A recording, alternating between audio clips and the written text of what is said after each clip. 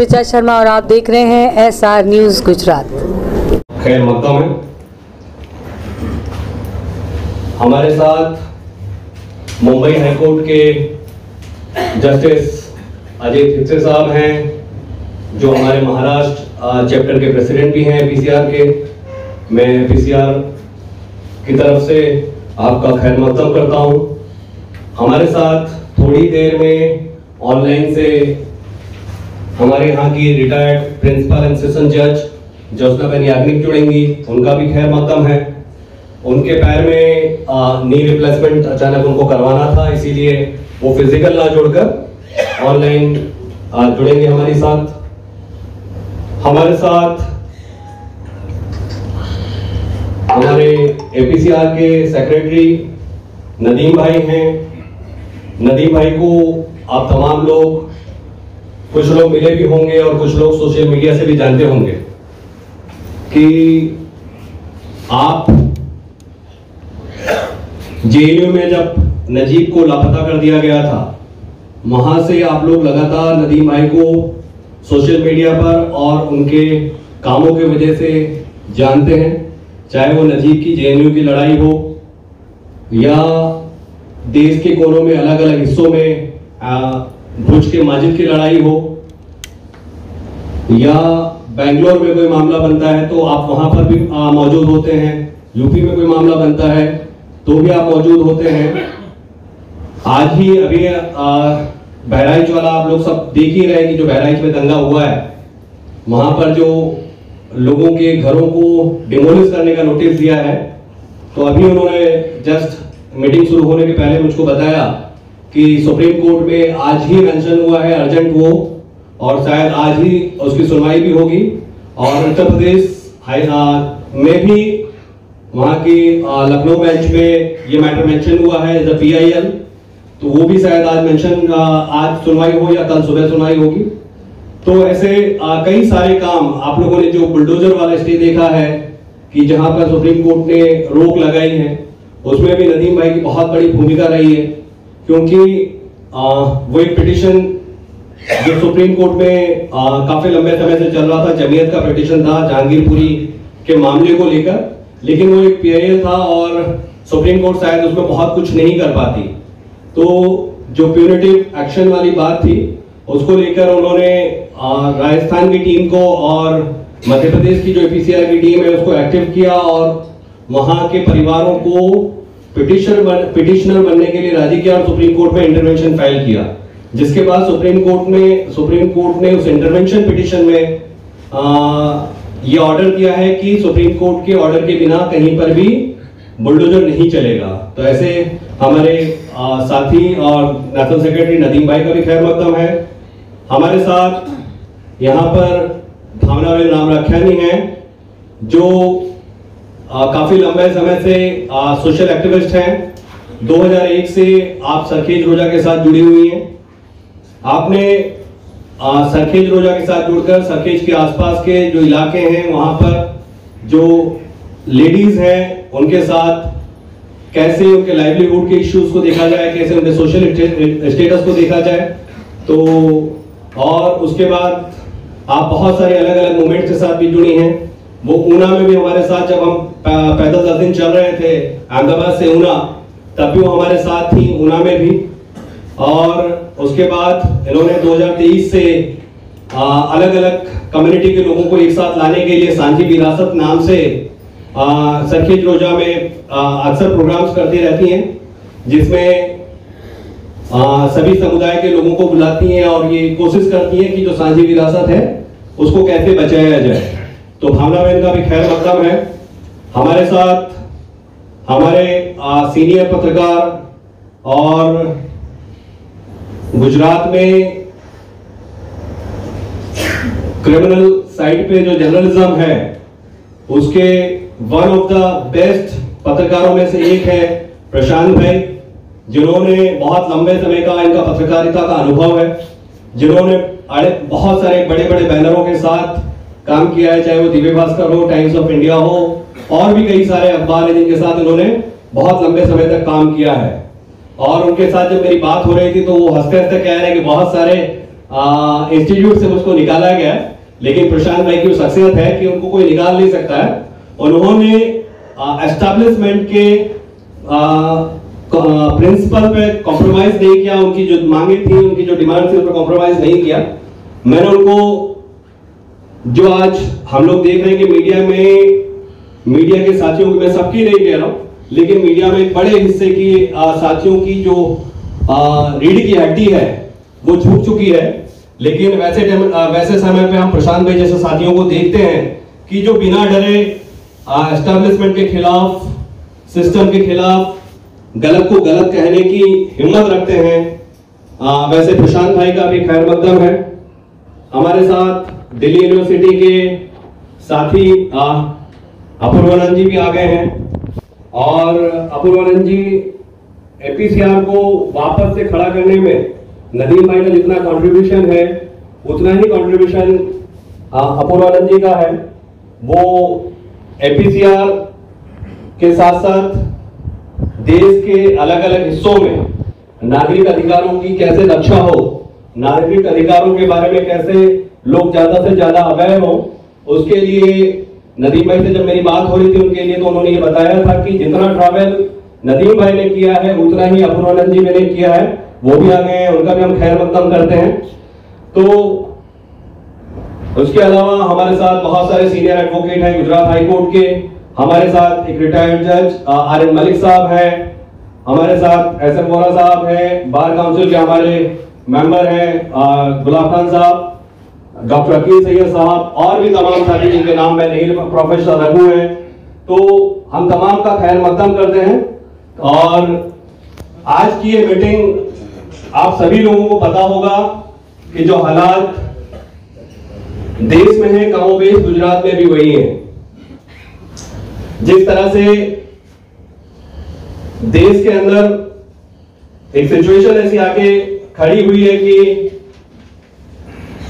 लोगों को खुश करने के लिए इंस्टेंट जस्टिस होता है, लोगों को खुश करने के लिए ये सोचें कैसे नागरिक अधिकारों की रक्षा हो, कैसे कानून का काम करे, ना कि सत्ता में बैठे हुए लोग कानून की आड़ में कानून का मजाक उड़ाएं। हम देश में जो चीजें हो रही, जो मैंने बहराइच की बात बताई, ऐसा ही हमारे यहां पर भी हुआ है कि ऑल्दो कि मैं हमेशा ही अपने 17-18 साल के प्रैक्टिस में ये रहा है कि मैं रेप एक्यूज के लिए कभी मैंने ट्रायल अपियर नहीं किया कि एक्यूज की साइड से मैं कोर्ट में जाऊं। लेकिन सेम टाइम पे जब बड़ौदा की मैं घटना देखता हूं कि मैं उन रेपिस्ट के बिल्कुल खिलाफ हूं, उनको बिल्कुल सजा होनी चाहिए, और ये हीनियस क्राइम है, उसकी कोई गुंजाइश नहीं है हमारे समाज में। लेकिन एक लॉयर के तौर पे, एक इंसान के तौर पे मैं ये सोचता भी हूं कि हर इंसान जब तक कि उसके सामने उसका गुनाह साबित ना हो जाए, और आई ऑफ द लॉ में, court of rule of law में, तब तक वो गुनहगार नहीं है। उसको हक है कि वो अपने बचाव में चीजें पेश करे, क्योंकि हम ये जानते हैं, मैंने सिर्फ एक रिसेंट एग्जांपल इसलिए लिया है, लेकिन हम ये जानते हैं कि ये सिस्टम जो है वो अपने खिलाफ आवाज उठाने वाले तमाम लोगों को इस तरह के घिनौने अपराधों में भी फंसाता है। हो सकता है कि एक्टिविस्टों को भी इसी तरह के अपराधों में फंसाकर उनकी आवाज को बंद किया जाए, ताकि उनको आइसोलेट कर दिया जाए। तब हमारा नुक्ते नजर क्या होगा, हम किस तरह से उन मामलों को सोचेंगे, उन मामलों को देखेंगे। क्या तब भी हम ये कहेंगे कि नहीं, इसकी तरफ से कोई अपेयर नहीं होना चाहिए? तो ये उसका हक है, अधिकार है जो कॉन्स्टिट्यूशन ने दिया है उसके डिफेंस के लिए। तभी स्टेट के द्वारा जब उसको इम्प्लीकेट किया गया है तो वो अपनी सच्चाई लोगों को बता पाएगा। अगर वो भी हम छीन लेंगे कि नहीं, उसकी तरफ से कोई अपेयर नहीं होगा, हो सकता है कि मैं उसके सामने प्रोसिक्यूशन में अपेयर हूं, लेकिन मैं ये मानता हूं कि अगर उसके हक के तौर पे उसका डिफेंस का उसका राइट है उस एक्यूज का, और हम पता नहीं क्यों एहसास कमतरी के शिकार है कि सबसे पहले अगर कहीं कुछ होता है तो मुसलमान अपने आप को सबसे अलग करता है कि नहीं नहीं इसमें तो बोले कोई मुसलमान, क्योंकि बड़ौदा की जो घटना हुई थी उसमें मुसलमानों की तरफ से ये सबसे पहले एक हिसाब से बहुत अच्छा है, लेकिन एक नागरिक के तौर पे जब आप सोचेंगे, एक वकील के तौर पे आप सोचेंगे, तो आप ये सोचेंगे कि नहीं उसका बचाव का हक होना चाहिए। लेकिन जब मैं सूरत की घटना को देखता हूं तो पूरा रवैया बदल जाता है। सूरत में भी जो लोग हैं वो रैपिस्ट ही हैं कानून की नजर में, लेकिन उनका भी बचाव का हक है। लेकिन वहां पर कोई इस तरह की बात कभी भी निकलकर नहीं आती कि नहीं उसके लिए कोई एफआईआर नहीं होगा। हमने यहां पर देखा है किस तरह से लोगों को झूठे मुकदमों में फंसाया गया है, एक नैरेटिव बनाया गया है मीडिया के द्वारा। अभी तो सोशल मीडिया के द्वारा नैरेटिव बनाना सिर्फ कुछ घंटों की बात है। कुछ घंटों में एक अच्छा खासा इंसान क्रिमिनल बनाना कोई बहुत बड़ी बात नहीं है सोशल मीडिया के आज के जमाने में। उसको आप चंद घंटों में, चंद मिनटों में आप एक नैरेटिव सेट कर देते हैं और किसी को भी क्रिमिनल बना देते हैं। तो ऐसे समय पे एक कार्यकर्ता के तौर पे, मानवाधिकार कार्यकर्ता के तौर पे, एक वकील के तौर पे, एक नागरिक के तौर पर हमारी जिम्मेदारी, कोर्टों की जिम्मेदारी बहुत ज्यादा बढ़ जाती है कि वो विदाउट बीइंग इन्फ्लुएंस ऑफ ये सोशल मीडिया के इमोशंस में आए बिना वो रूल ऑफ लॉ में, एविडेंस के नजर में क्या वो गुनहगार है कि नहीं। अगर गुनहगार है तो डेफिनेटली उसको सजा होनी चाहिए। हम देखते हैं कलेक्टिव पनिशमेंट, हमारे गुजरात की मैं एग्जांपल आपको दूंगा। अभी 1.5 महीने पहले जब सुप्रीम कोर्ट ये कह चुका था कि कोई भी इंसान का घर आप नहीं तोड़ेंगे जस्ट बिकॉज ऑफ कि वो एक्यूज है। कटलाल में एक स्कूल के प्रिंसिपल हैं, उन पे बच्ची ने आरोप लगाया कि उन्होंने उसके साथ छेड़खानी की। मैं मानता हूं कि अगर हुआ है तो उसकी ट्रायल चलनी चाहिए और ट्रायल चले, एविडेंस पेश हो और उसकी सच्चाई को कोर्ट जांचे और उसके बाद उनको सजा होनी चाहिए। लेकिन जैसे ही उन प्रिंसिपल के खिलाफ यह आरोप लगा, वहां की अथॉरिटी ने उनको एक नोटिस पकड़ा दिया। फॉर्चुनेट था कि उनके पास कॉन्टेक्ट से, रिसोर्स से उन्होंने सुप्रीम कोर्ट गया और सुप्रीम कोर्ट ने उनकी एप्लीकेशन को सुनते हुए वो स्टे दिया। नहीं तो क्या होता कि आरोप लगा था प्रिंसिपल पे, घर तोड़ दिया जाता जिसमें सारे घर वाले पनिश हो जाते हैं। तो ये है कलेक्टिव पनिशमेंट। तो ये माहौल ओवरऑल पूरे देश में आप देख रहे हैं। देश में एक और माहौल डेवलप हो रहा है इंस्टेंट जस्टिस का। इंस्टेंट जस्टिस में 2 तरह के जस्टिस हो रहे हैं। एक मॉब के द्वारा, पीछे जो साथी उनकी चाय हो गई हो तो लोग आ जाएं और बातें ना करें। तो हम लोग 2 तरह के इंस्टेंट जस्टिस को बहुत देखते हैं, बहुत क्लियर देखते हैं 2 तरह के इंस्टेंट जस्टिस को। एक होता है मॉब के द्वारा, जो हमारे यहाँ 2 दिन पहले बड़ौदा में घटना हुई कि 3 लड़के, हो सकता है वो चोरी हो सकता है वो चोरी करने की नीयत से ही गए हो, लेकिन किसी इंसान को यह हक नहीं है कि वो चोर हैं सिर्फ इस बिना पे उनको इतनी बुरी तरह से पीटा जाए कि उसमें से किसी की मौत हो जाए। तो ये एक तरह का इंस्टेंट जस्टिस है। साथ ही बात करेंगे उसके ऊपर कि जो सिस्टम की तरफ से होता है, सरकार की तरफ से होता है, फर्जी एनकाउंटर्स। आप जैसे ही एक समुदाय विशेष से कोई अपराधी होता है तो ये डिमांड्स